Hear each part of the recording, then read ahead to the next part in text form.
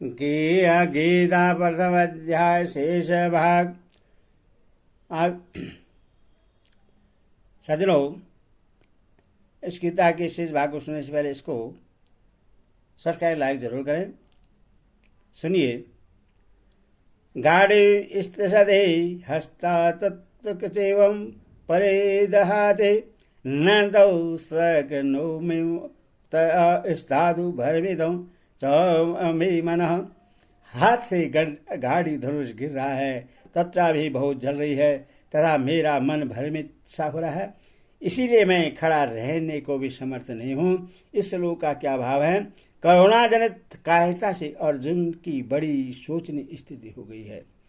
उसी का वर्णन करते हुए वे कह रहे हैं कि मेरे सारे अंग अत्यंत शिथिल हो गए हैं, हाथ ऐसे सख्त शून्य हो रहे हैं और उनसे गाड़ी धनुष को चढ़ाकर बाण चलाना तो दूर रहा, मैं उसको पकड़े भी नहीं रह सकता। वह हाथ से छूटा जा रहा है। युद्ध के भावी परिणाम की चिंता ने मेरे मन में इतनी जलन पैदा कर दी है कि उसके कारण मेरी चमड़ी भी जल रही है और भीषण मानसिक पीड़ा के कारण मेरा मन किसी बात पर क्षण भर भी स्थिर नहीं हो रहा है तथा इसके परिणाम स्वरूप मेरा मस्तिष्क भी घूमने लगा है। ऐसा मालूम होता है कि मैं अभी मूर्छित होकर गिर पड़ूंगा। अर्जुन का गाड़ी धनुष कैसा है और वह उससे कैसे मिला है? अर्जुन का गाड़ी धनुष दिव्य था। उसका आकार ताल के समान था। गाड़ी का परिचय देते हुए बिरहना के रूप में स्वयं अर्जुन ने उत्तर कुमार से कहा था, यह अर्जुन का जगत प्रसिद्ध धनुष है। यह स्वर्ण से मड़ा हुआ, सब शस्त्रों से उत्तम और लाख आयुधों के समान शक्तिमान है। इसी धनुष से अर्जुन ने देवता तथा मनुष्य पर विजय प्राप्त की है।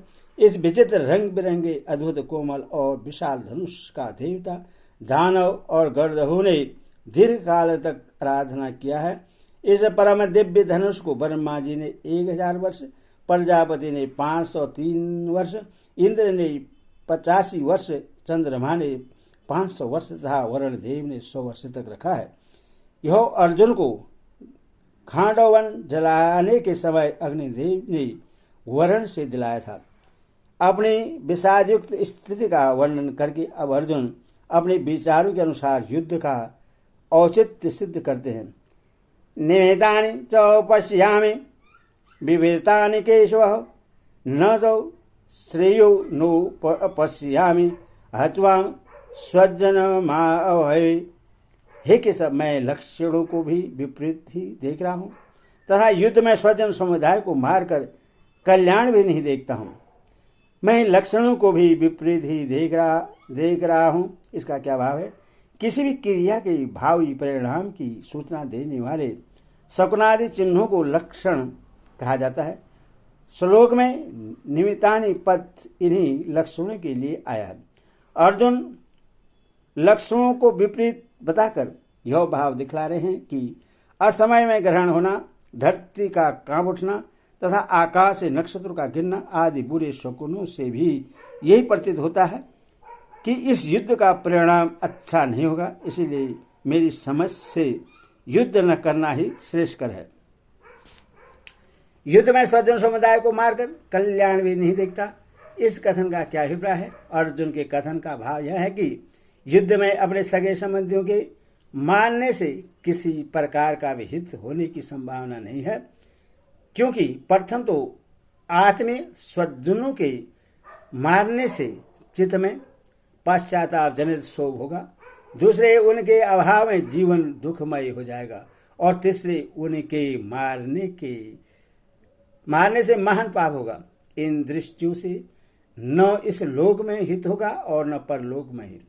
अतएव मेरे विचार से युद्ध करना किसी प्रकार भी उचित नहीं है। अर्जुन ने यह कहा कि स्वजनों को मारने से किसी प्रकार का भी हित होने की संभावना नहीं है। अब फिर वे उसी की पुष्टि करते हैं। न कांडेक्ष विजयम कृष्ण न च राज्यम सुखानि च किम नो राजनं गोविंदम किम भोगे जीवेति तेन वा हे कृष्ण, मैं न तो विजय चाहता हूँ और न राज्य तथा सुखों को ही। हे गोविंद, हमें ऐसे राज्य से क्या प्रयोजन है अथवा ऐसे भोगों से और जीवन से भी क्या लाभ है। अर्जुन के इस कथन का सर्वस्पष्टीकरण कीजिए। अर्जुन अपने चित्त की स्थिति का चित्र खींचते हुए कहते हैं कि हे कृष्ण, इस आत्म स्वजनों को मारने पर जो विजय राज्यता सुख मिलेंगे, मैं उन्हें जरा भी नहीं चाहता। मुझे तो यही प्रतीत होता है कि इनके मारने पर हमें इस लोक और परलोक में संताप ही होगा। फिर किस लिए युद्ध किया जाए और इन्हें मारा जाए? क्या होगा इस राज्य और भोगों से? मेरी समझ से तो इन्हें मारकर जीने में भी कोई लाभ नहीं है। अब अर्जुन स्वजन वध के मिलने वाले राज्य भोग आदि को न चाहने का कारण दिखलाते हैं।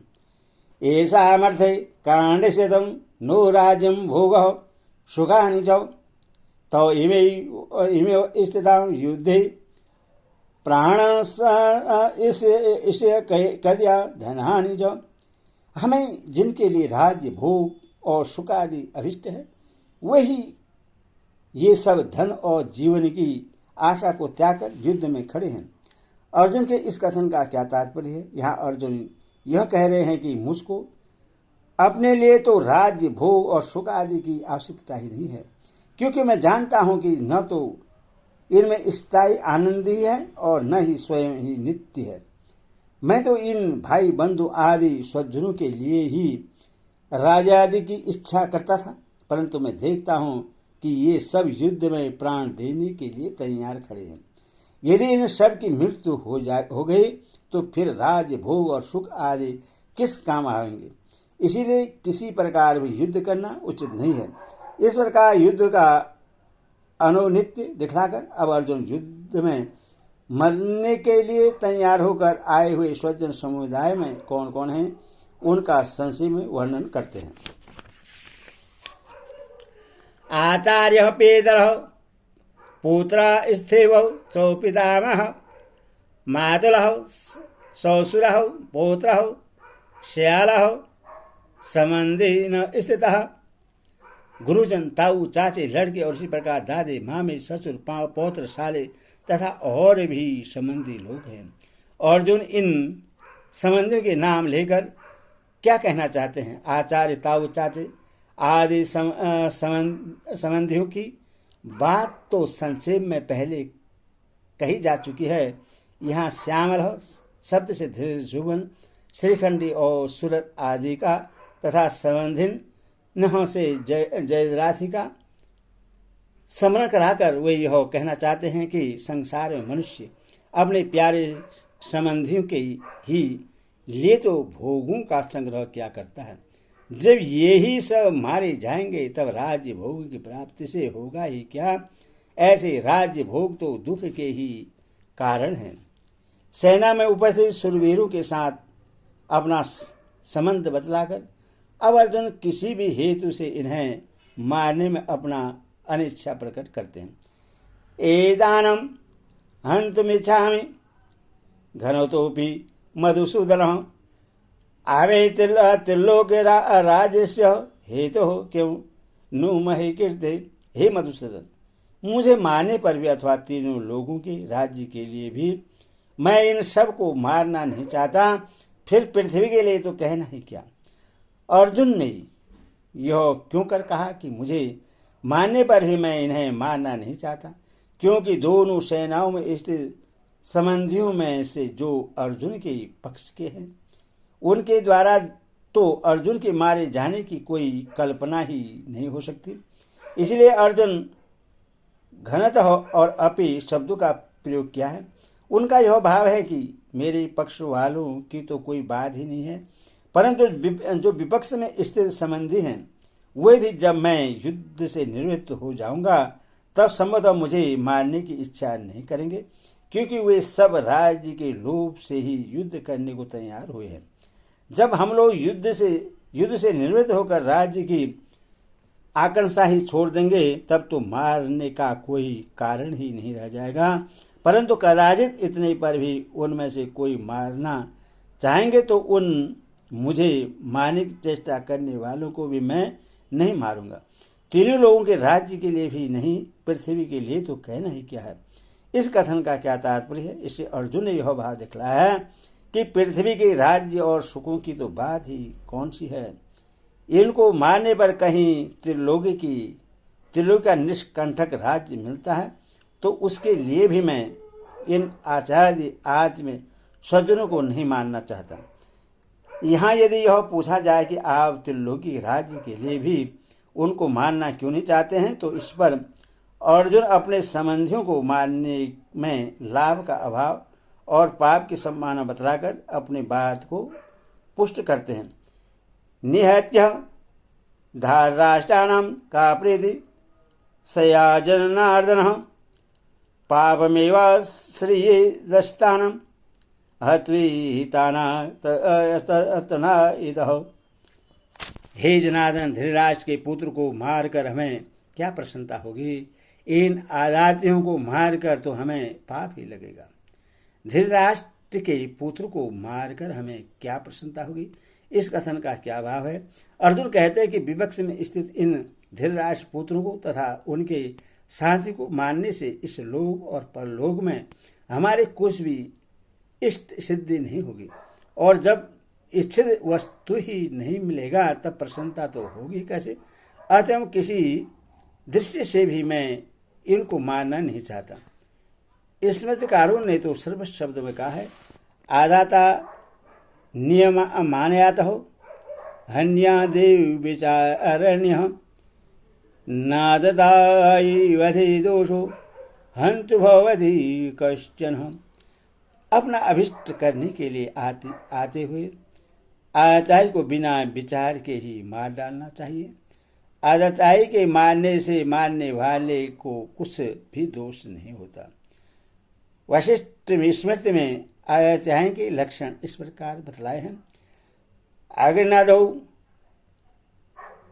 गरदश्चैवं शस्त्र पाणिधरनाभः छेदद्वारपहर्ता चौषेद हाथयायिनः। आग लगने वाला, आग लगाने वाला, विष देने वाला, हाथ में शस्त्र लेकर मारने को उधर, धन हरण करने वाला, जमीन छीनने वाला तथा स्त्री का हरण करने वाला, ये छहों ही आयत्यायी हैं। दुर्योधन आदि में आयत्यायी के उपयुक्त लक्षण पूरे पाए जाते हैं। लाक्षा भवन में आग लगाकर उन्होंने पांडवों को जलाने की चेष्टा की थी। भीमसेन के भोजन में विष मिला दिया था। हाथ में शस्त्र लेकर मारने को तैयार थे ही। जुए में छल करके पांडवों का समस्त धन और ऐश्वर्य राज्य हर लिया था। अन्यायपूर्वक द्रौपदी को सभा में लाकर उसका घोर अपमान किया था और जयद्रथ उन्हें हर कर ले गया था। इस अवस्था में अर्जुन ने यह कैसे कहा कि इन आजादियों को मार कर तो हमें पाप ही लगेगा? इसमें कोई संदेह नहीं कि स्मृतिकारकों के मत में आयतायों का वध करना दोष नहीं माना गया है, और यह भी निर्विवाद सत्य है कि दुर्योधनादि आयत्यायी भी थे, परंतु कहीं स्मृतिकार ने एक विशेष बात यह कही है, स्वयं पाविष्टामो चौ कुर्यान्त कुल नाशनम। जो अपने कुल का नाश करता है वह सबसे बढ़कर पापी है। इन वाक्यों को सामान्य आज्ञा की अपेक्षा कहीं बलवान समझकर यहाँ अर्जुन यह कह रहे हैं कि धृतराष्ट्र के पुत्र आयत्यायी होने पर भी जब हमारे कुटुंबी हैं तब इनको मारने में तो हमें पाप ही होगा और लाभ तो किसी प्रकार भी नहीं है।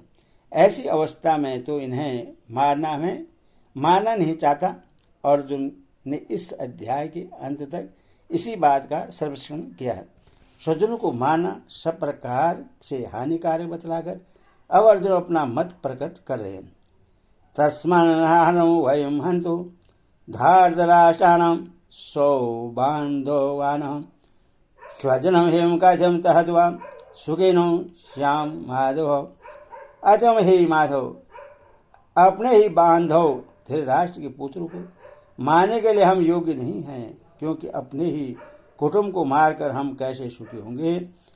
इस श्लोक का क्या भाव है? इस श्लोक में तस्मात् पद का प्रयोग करके अर्जुन यह कह रहे हैं कि मेरी जैसी स्थिति हो रही है और युद्ध न करने के पक्ष में मैं अब तक जो कुछ कहा है तथा मेरे विचार में जो बातें आ रही हैं उन सब से यही निश्चय होता है कि दुर्योधनादि बंधुओं को मारना हमारे लिए सर्वथा अनुचित है। कुटुंब को मारकर हमें इस लोक या परलोक में किसी तरह का भी कोई सुख मिले ऐसी जरा भी संभावना नहीं है। अतएव मैं युद्ध नहीं करना चाहता। हरि ओम तत्सत। हरि ओम तत्सत।